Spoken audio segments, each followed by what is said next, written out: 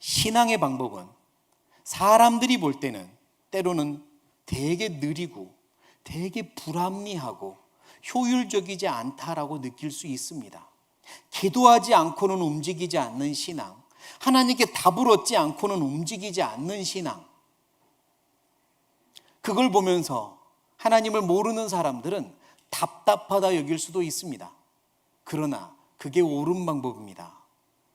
하나님께 기도하고 하나님께 답을 얻고 나는 할 겁니다.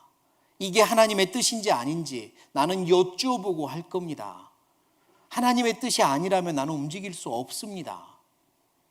주변 사람들이 볼 때는 답답해 보이지만 그게 맞는 겁니다. 그게 훨씬 더 튼튼한 신앙의 탑을 쌓아 올리는 방법인 거죠. 그러나 하나님께 여쭤보지 않고 내 생각대로, 내 경험대로, 주변 사람들의 조언대로 빨리 가는 게 좋은 거지, 빨리 가는 게 라는 마음으로 하다가는 자칫 큰일 나는 겁니다. 내 생각은 매우 위험합니다. 창세기 26장을 볼게요. 창세기 26장. 창세기 26장 1절을 보겠습니다. 제가 읽겠습니다. 아브라함 때에 첫 흉년이 들었더니 그 땅에 또 흉년이 들매 이삭이 그랄로 가서 블레셋 왕 아비멜렉에게 이르렀더니 여호와께서 이삭에게 나타나 가라사대 애굽으로 내려가지 말고 내가 네게 지시하는 땅에 거하라. 자, 무슨 사건이냐면 아브라함의 아들 이삭이 이제 한참 가나안 땅에서 살고 있을 때 흉년이 들었고요. 흉년이 들자 먹을 것이 있는 식량이 있는 곳으로 가서 거해야 하지 않을까 기도했더니 하나님이 애굽 땅에 가지 말고 블레셋 땅으로 가라라고 시키신 겁니다. 그래서 그들은 블레셋 땅으로 이주해요.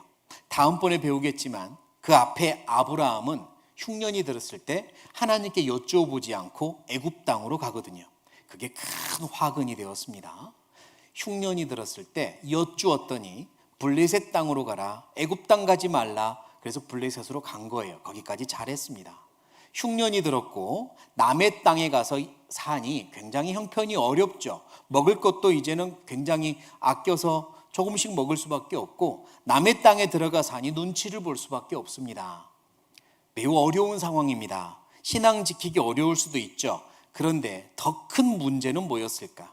진짜 치명적인 신앙의 문제는 무엇이었냐면 26장 9절입니다. 9절. 이에 아비멜렉이 이삭을 불러 이르되 그가 정녕 네 아내연을 어찌 내 누이라 하였느냐? 이삭이 그에게 대답하되 무엇에? 내 생각에 그를 인하여 내가 죽게 될까 두려워하였음이로라. 어떤 일이 벌어지냐면 이삭의 아내 리브가가 매우 미인이었습니다.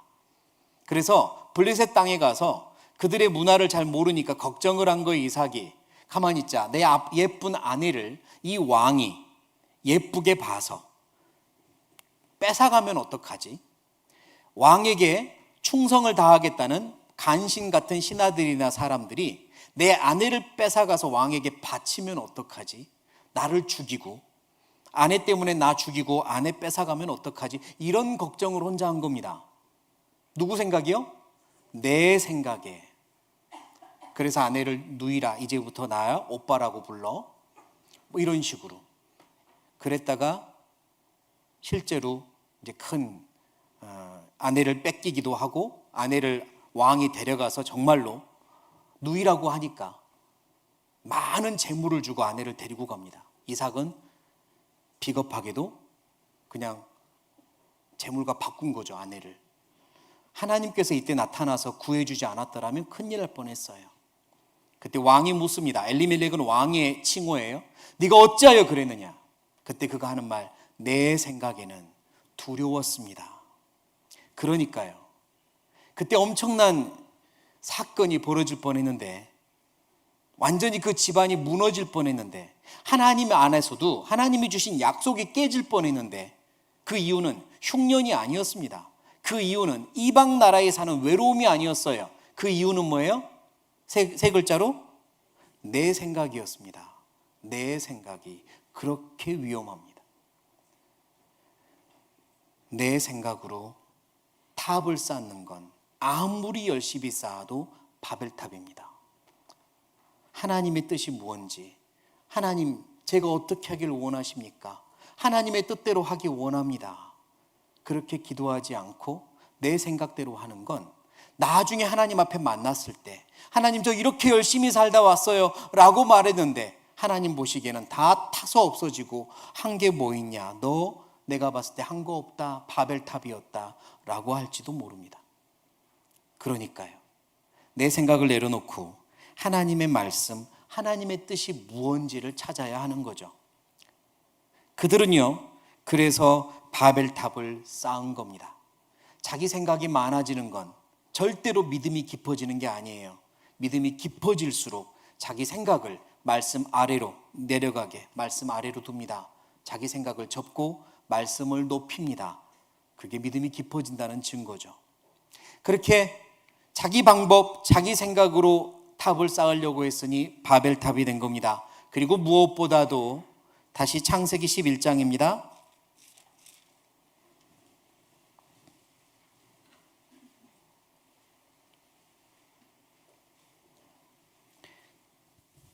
(11장 4절) 또 말하되 자 성과 대를 쌓아 대 꼭대기를 어디에 닿게 하여? 하늘에 닿게 하여 무엇을 내자? 우리 이름을 내자. 우리 이름을 내자. 이 마음이 있었던 겁니다. 이게 잘못된 열심으로 일어난 결과이고, 그래서 바벨탑을 쌓은 겁니다. 우리 이름을 내자. 그들은 하나님의 이름을 높이려는 마음이 이제는 사라졌습니다. 이 땅에 내 이름 내고 싶었던 겁니다. 자기들의 업적 하나 남기고 싶었던 겁니다. 후세 사람들이 자기들을 기억해 주길 바랬던 겁니다. 옆에 있는 사람들이 내 이름 기억해 주기를 바랬던 거죠. 누가 한 거래? 누가 한 거래? 그 공로를 인정받고 싶었습니다. 하나님의 영광, 하나님이 기뻐하시고 하나님이 영광 받으시면 족합니다. 나는 그게 좋습니다 라고 하는 마음이 없었던 거죠. 그래서 그들이 쌓은 탑은 결국 무너질 바벨탑이었던 겁니다. 이게 굉장히 신앙생활에 있어서 중요한 부분입니다. 하나님이 영광 받으시면 저는 기쁩니다. 하나님이 주신 것 가지고 하나님께 드렸을 뿐입니다. 그러면 천국 가서 하나님께서 다 갚아주실 건데, 이 땅에서 내 이름이 높여지기를, 인정받기를, 대우받기를 원하는 것, 그게 우리의 신앙을 그토록 방해하고 무너지게 만듭니다. 사람의 본성 중에 그런 게 있나 봅니다. 내 이름이 알려지는 것, 교만한 마음 말이에요. 근데 하나님께서는 그걸 정말로 원하지 않으십니다. 교만은 깨뜨리고 부서지게 만듭니다. 겸손한 자를 사랑하신다 하셨습니다. 그러니까요, 하나님 앞에 내 이름이 아니라 하나님의 이름이 높아지기를 바라는 마음, 그게 진심으로 내 안에 생겨야 합니다. 내 이름을 높이기 원했던, 그래서 반역을 했던 대표적인 사람이 압살롬입니다. 누구라고요? 압살롬. 자, 이 이름을 처음 들은 분은 굉장히 또 당황할 수도 있어요. 별 이름도 다 있다. 아버지가 압살롬이라고 지었는데 아들을 미워해서 지은 이름이 절대 아니고요. 이거 좀 설명을 해야 되겠네요. 샬롬은 평안이란 뜻이고요. 압은 아버지란 뜻입니다. 그러니까 압살롬은 뭐예요? 평화의 아버지라고 하는 굉장히 좋은 이름이에요. 뭐 태평이, 클 태자에 평안할 평자, 태평이, 뭐 비슷한 이름이 압살롬입니다. 절대로 좋은 이름이에요. 압살롬. 근데요, 압살롬은 다윗의 아들입니다. 다윗 왕이요. 근데 압살롬의 이름이 유명해졌어요. 왜? 그가 한 잘한 일이 아니라 그가 한 치명적으로 악한 일 때문이죠. 왕을 반역했거든요. 아버지 다윗을 반역했습니다. 압살롬이. 아버지는 그에게 기회를 줬건만 아들은 반역으로 갚았죠. 그런데 그가 그 큰 반역이라는 죄를 지을 때 갑자기 그렇게 한 게 아닙니다. 조짐이 있었거든요. 조짐이요. 사무엘하입니다. 사무엘하 15장.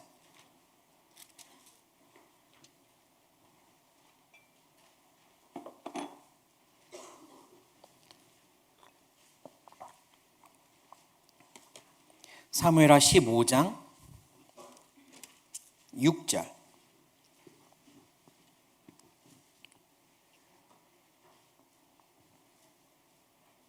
2절을 제가 볼까요? 2절. 압살롬이 일찍이 일어나 성문 길 곁에 서서 어떤 사람이든지 송사가 있어 다윗 왕에게 재판을 청하러 올 때에 그 사람을 불러서 이르되 너는 어느 성 사람이냐? 그 사람의 대답이 종은 이스라엘 아무 지파에 속하였나이다 하면, 자, 다윗 왕은 굉장히 자비로웠습니다. 그래서 백성들 중에 누구든지 억울한 일이 있거나 상소할 일이 있으면 신문고처럼 왕에게 와서 울려라, 왕이 들어주겠다라고 했기 때문에 많은 백성들이 다윗 왕을 만나려고 왔던 겁니다. 그런데 이 압살롬이 그 자리에 떡 서가지고요, 누구든지 왕을 만나러 올 때 내가 왕의 아들 압살롬이다 이러면서 무슨 일로 왔느냐 이렇게 들어주고, 그래 왕은 바빠서 그 일을 들어주지 못할 거야, 내가 충분히 알았으니 내가 도와주마 이러면서 이 오는 백성들의 마음을, 다윗에게 가야 되는 마음을 자기가 가운데서 훔친 겁니다. 백성들의 마음을 훔치기 시작했어요. 다윗이 받아야 될 백성들의 존경을 자기들이 훔치기 시작한 겁니다. 그리고 6절 같이 읽겠습니다. 무릇 이스라엘 무리 중에 왕께 재판을 청하러 오는 자들에게 압살롬의 행함이 이 같아서 이스라엘 사람의 마음을 도적하니라. 이게 반역의 시작입니다. 꼭 칼을 들어야 반역입니까? 아니에요. 영광을 훔치는 것, 그게 반역의 시작입니다. 그리스도인이 그럴 수 있어요. 하나님께 돌아가야 될 영광을 자기가 가운데서 갈아채면 그게 반역일 수 있다는 겁니다. 하나님, 모든 영광을 하나님 홀로 받으십시오. 이건 하나님이 하신 일입니다. 하나님이 받으십시오. 제가 살아서 제가 이렇게 건강한 거는 하나님이 도우셨기 때문입니다. 하나님께 감사합니다. 이렇게 돌려드려야 될 영광을 자기가 가로채는 거죠. 야, 아침마다 운동했더니 이 근육 생기는 것 봐, 역시 나는 좀 괜찮아, 이런 식으로 자기들이 승진한 것도 내가 잘해서고 뭐 그런 거 있잖아요. 그게 하나님의 영광을 가운데서 가로채는 겁니다. 칼을 들어야 반역이 아니에요. 영광을 가로채는 게 반역의 시작입니다. 하나님께 마땅히 돌려드려야 될 영광인데 말이죠. 그게 바벨탑을 쌓는 원인이었던 겁니다. 압살롬은 다윗에게 향해야 될 백성들의 마음을 가로채기 시작했습니다. 그리고 반역을 해버렸어요. 나중에 그에 대한 기록 하나가 나오는데요, 18장을 보죠. 18장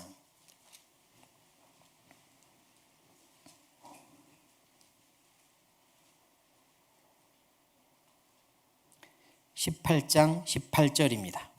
사무엘하 18장 18절 제가 읽겠습니다.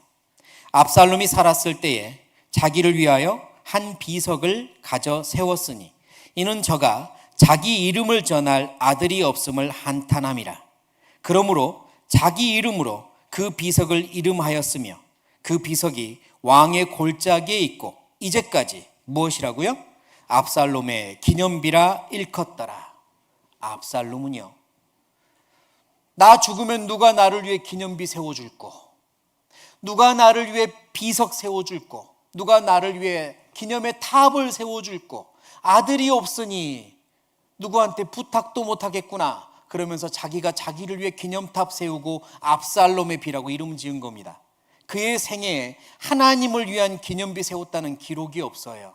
그는요, 오직 자기 이름 남기기만을 원했던 겁니다. 자기 이름이 남기를 바랬어요. 누구든지 내 이름 좀 기억해 줬으면, 누가 내 이름 좀 파줬으면. 그래서 아들이 없으니 아들이 있으면 해줄 텐데, 그래서 나라도 살아있을 때 세워놔야지. 그렇게 세운 게 압살롬의 기념비, 매우 부끄러운 기념비로 남아 있습니다. 하나님을 위해서는 아무것도 하지 않은 채 심지어 아버지 왕을 반역한 압살롬이 자기를 위해 기념비 만들었대. 그 누구도 그를 위해 만들어주지 않았대. 자기가 만들었대. 부끄러운 거잖아요. 자기 이름 남기 원하면 이런 결과 있지 않겠습니까? 하나님의 이름을 위해 살면 하나님이 얼마든지 우리를 높여주시고 영광으로 나눠주실 건데, 내 이름 드러나길 바래 결국 바벨탑 쌓는 일은 없어.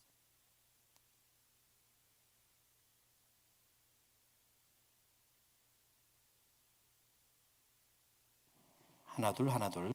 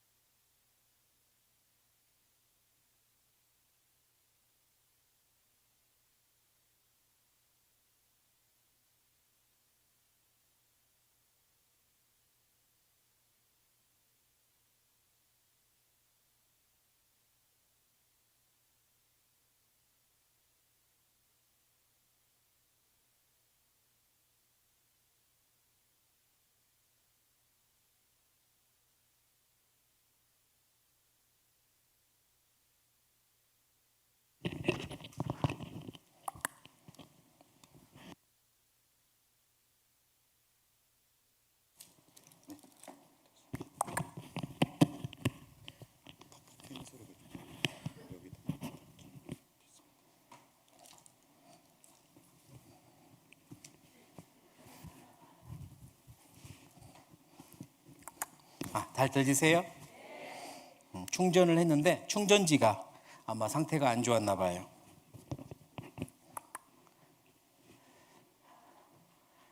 자, 편집하고 다시 갑니다. 아직이에요?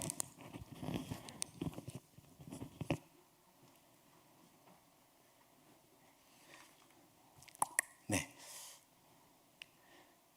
어디까지 했지? 네. 우리의 이름이 남기지 않고 하나님의 이름이 영광 받으시기를 바라는 마음, 그게 있어야 우리의 신앙이 바벨탑이 되지 않을 겁니다. 자, 그런 원인들로 인해 그들은 바벨탑을 쌓았어요. 그래서 그 결과는 우리가 잘 알죠. 어떤 결과가 있었는지. 그들은 결국 흩어졌습니다. 흩어지지 말자고 모였는데 하나님이 그들을 흩으셨잖아요. 결국 하나님은 뜻을 이루십니다.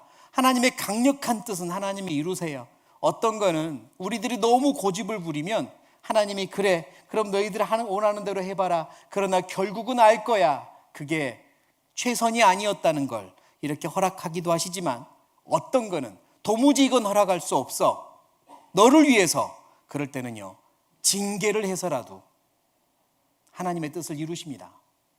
지금 이들이 그런 거예요. 이건 허락할 수 없어. 그래서 하나님은 그들을 흩어버리셨죠. 처음에 땅에 충만하라 라고 명령하셨는데 그들은 흩어지기 싫어요 하고 탑을 쌓았지만 하나님은 그들을 벌하셔서 언어를 혼잡케 한 다음에 다시 땅에 충만히 퍼지도록 흩으셨습니다. 그러니까 결국은 하나님이 이루시는 거예요. 결국은 하나님의 뜻을 이루십니다. 그러니 즐겁게 순종하는 길을 걷든지 맞고 눈물을 흘리며 걷든지 둘 중에 하나잖아요. 즐겁게 순종할래요? 맞고 나서 눈물을 흘리며 순종할래요? 한번 맞아봐야지 그래도 정신을 차리는 분도 있습니다만, 우린 여기서 교훈을 받아야 됩니다. 하나님의 뜻이 무언지 알면 그 길로 따르는 겁니다. 하나님의 뜻이 무언지 알면 따릅시다. 먼저 그의 나라와 의를 구하라. 그리하면 이 모든 것을 너에게 더하시리라 약속하셨으니까 하나님의 뜻이 뭔지 알면 따르는 겁니다. 나머지는 하나님이 책임지시니까요. 결과적으로 그들은 흩어졌습니다. 왜냐? 하나님 없이 한 열심, 그건 잘못된 열심이었기 때문이죠. 시편을 찾아보겠습니다. 시편 127편.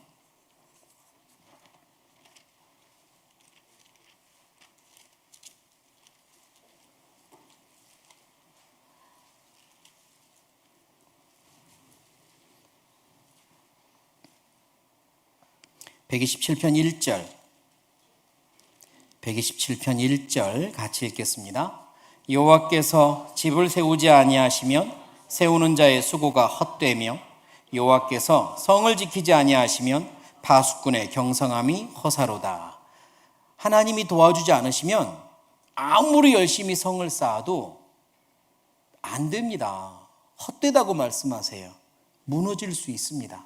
하지만 하나님이 도와주시면 나는 능력이 부족하고 기술이 부족해도 합니다. 하나님이 도와주십니다. 하나님이 하실 부분이 분명히 있습니다. 내가 부족하지만 하나님의 뜻 가운데 성실하게 하면 하나님이 도와주십니다.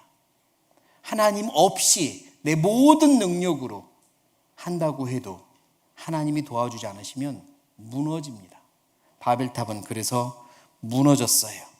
그리고 그들은 우리 이름을 내자고 했습니다. 우리 이름을 내자. 그러나 단 한 명도 이름이 남은 사람이 없어요. 대신 바벨이란 이름만 남았습니다. 수치스러운 이름, 혼잡의 탑, 바벨이라는 이름만 남아버렸어요. 그러니 그들의 계획대로 되지 않았잖아요.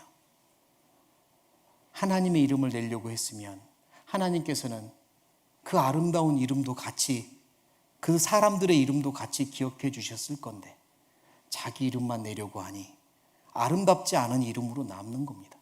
하나님 앞에서도 그럴 거예요. 그뿐만이 아닙니다. 그들이 저지른 그 죄는 그들 시대로 끝난 게 아니에요.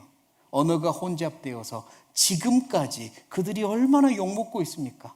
우리 학생들 밉죠?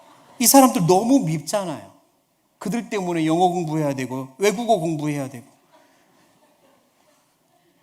두고두고 욕먹는 사람들 됐어요.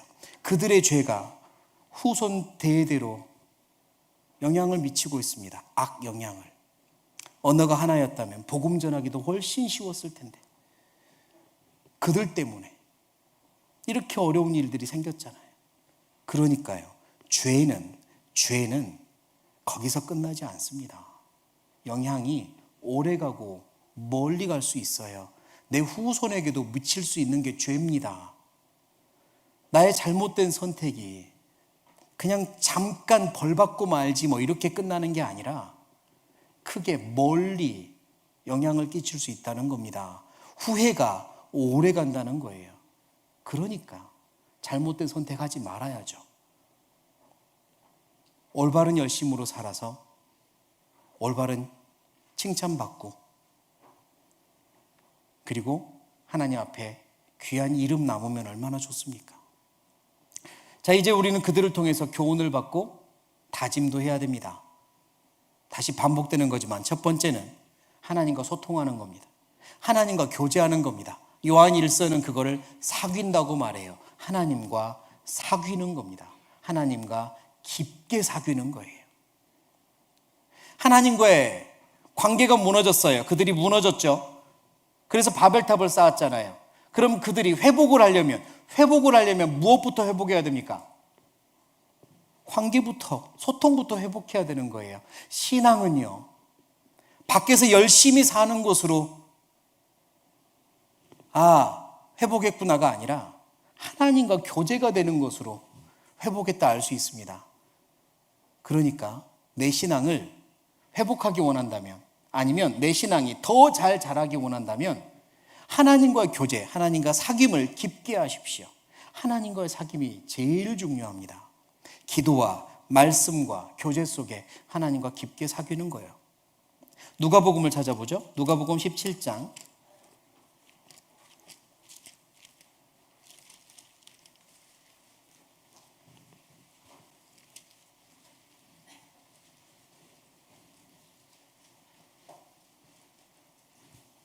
누가복음 17장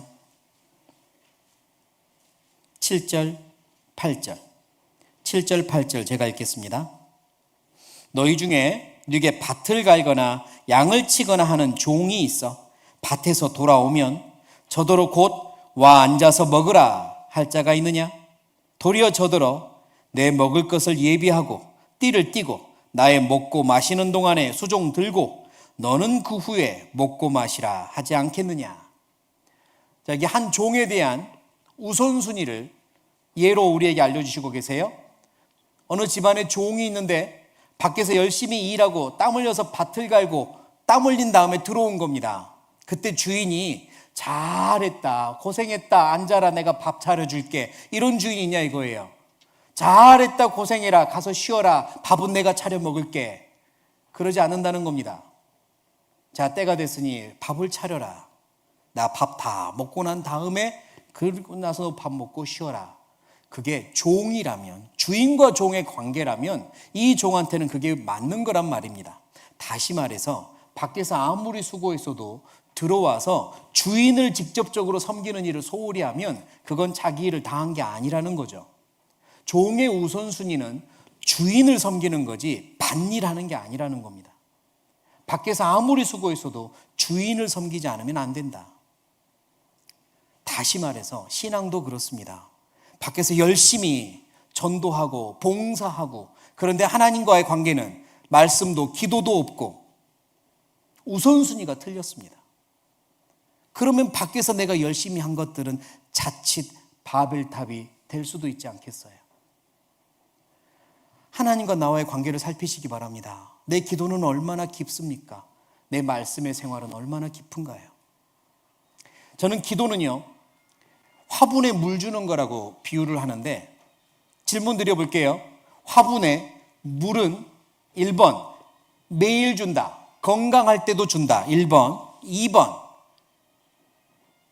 말라갈 때 준다, 2번. 1번, 2번이에요. 말라갈 때 줘요? 평상시에는 안 줬다가 마르면 그때 주고, 또 마를 때 보자 하고 있다가 또 마르면 주고, 그래요? 화분에 물을 언제 줘요? 건강할 때 줘요. 건강할 때 물 주는 겁니다. 기도는요, 건강할 때 하는 거예요. 내 신앙이 하나님 안에서 은혜로울 때, 섬김이 잘 되고 있고 사귀고 있을 때 계속 기도하는 겁니다. 그런데 반대예요.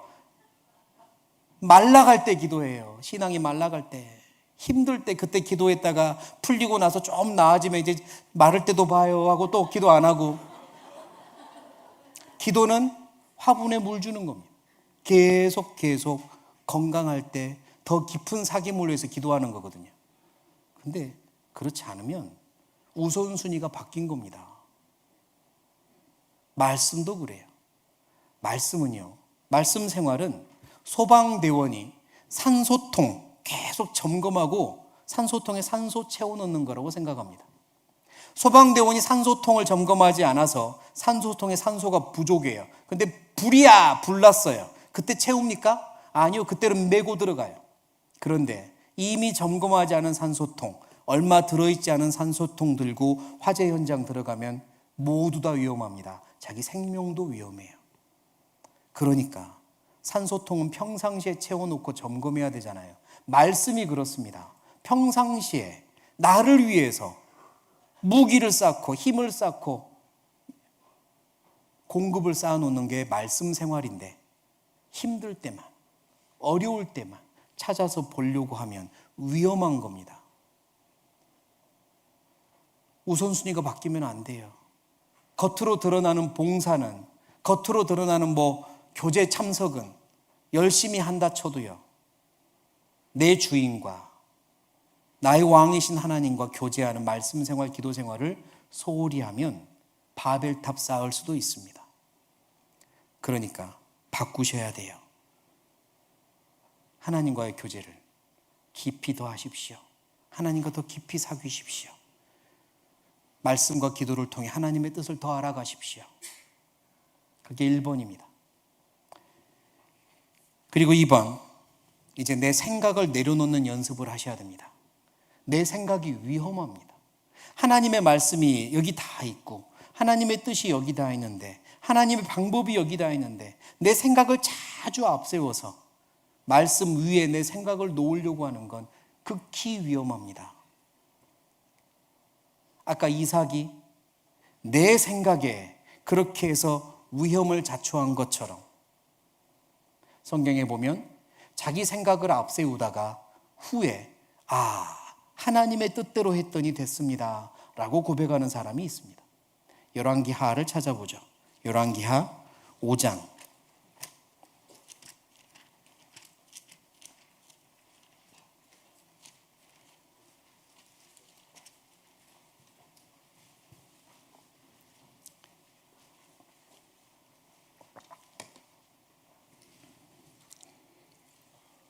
열왕기하 5장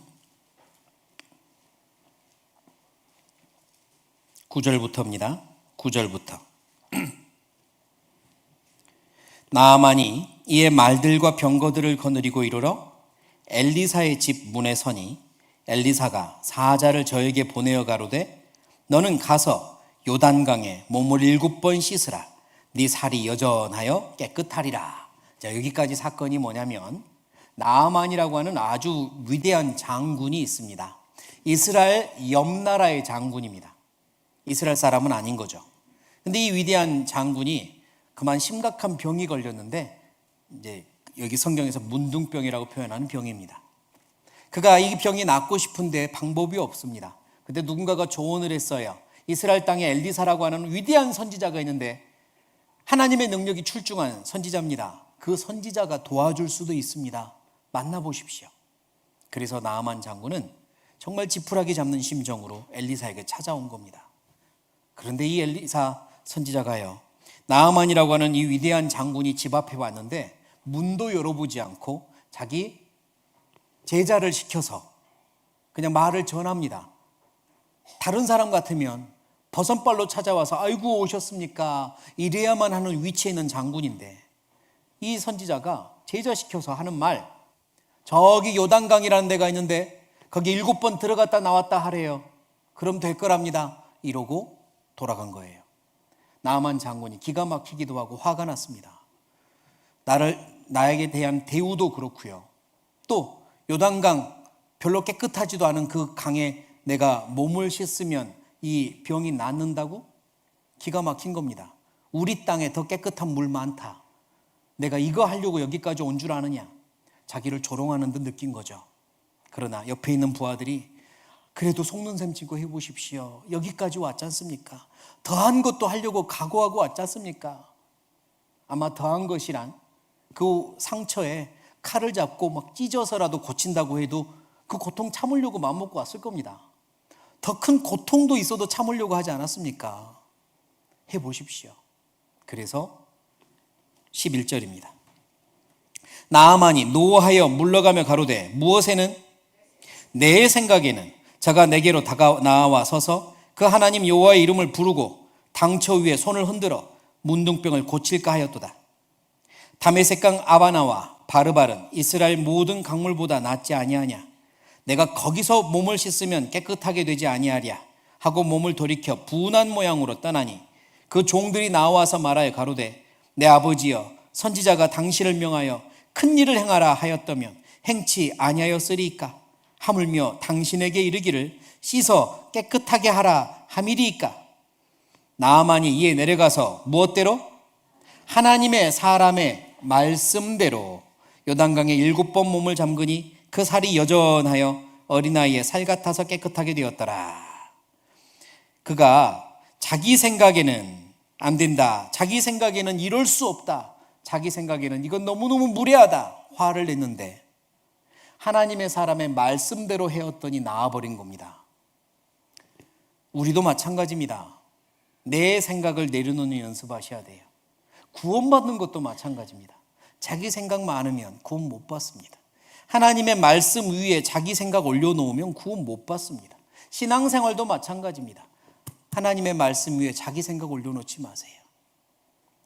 그리스도인은요, 현실 감각이 떨어지는 사람 아닙니다. 아유, 현실 감각 떨어져. 혹시 그런 이야기 듣습니까? 오해입니다. 칭찬이고요. 그리스도인은 말씀 아래에 내 현실을 내려놓는 사람이지 현실 감각이 떨어지는 사람이 아니에요. 말씀을 높이는 사람입니다. 자기 생각이 많아도 내 생각을 말씀 아래에 두는 사람입니다. 그게 그리스도인이에요. 현실 감각이 뛰어나도 그리스도인은 말씀 아래에 자기 생각을 내려놓는 거죠. 그러니까요, 자기 생각 내려놓는 연습하셔야 됩니다. 하나님의 뜻이 무엇인지 여쭙는 연습하셔야 돼요. 하나님 알려주십시오. 제가 어떻게 하길 원하십니까? 여쭙는 연습이요.